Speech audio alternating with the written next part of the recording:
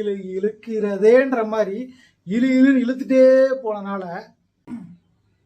Hello welcome, நாடக robin அன்பின் காதலன். அதாவது இந்த படத்துக்கு போக நேரம் இல்லை அப்படின்னு சொல்றத விட இந்த படத்துக்கு ரிவ்யூ போட நேரம் இல்லைன்னு தான் சொல்லணும். ஒரு 10 ரூபா டீ காசு கொடுக்காங்க, பப்புல 10,000 வயசு சரக்கு அடிக்கிறீங்க அப்படின்னு தான் கேட்க தோணுச்சு.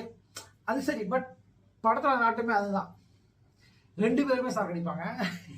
ஸோ குடியை கெடுக்கும் அப்படின்றது பெட்டர் உதாரணம் தான் இந்த காதலிக்கு நேர்மையோட 2 கேரக்டருமே.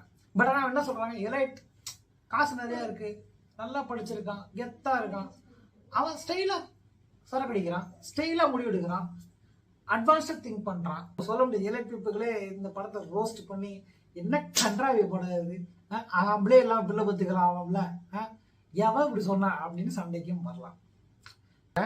ஏஆர் ரஹ்மானோட மியூசிக் பயங்கரமா இந்த படத்துக்கு தாங்க ட்ரை பண்ணிருக்கு. பட் நான் சொன்ன அந்த வீக்னஸ் எல்லாம் ஏஆர் ரஹ்மானோட மியூசிக் அந்த இழுக்கிறதேன்ற மாதிரி இழுன்னு இழுத்துட்டே போனனால அது கூட கொஞ்சம் ரசிக்கும்படியாக நம்மளால் ஏற்றுக்க முடியல. மியூசிக்கை மட்டுமே கான்சன்ட்ரேட் பண்ண போது அந்த வீக்னஸ் பச்சையாக தெரிஞ்சிச்சு.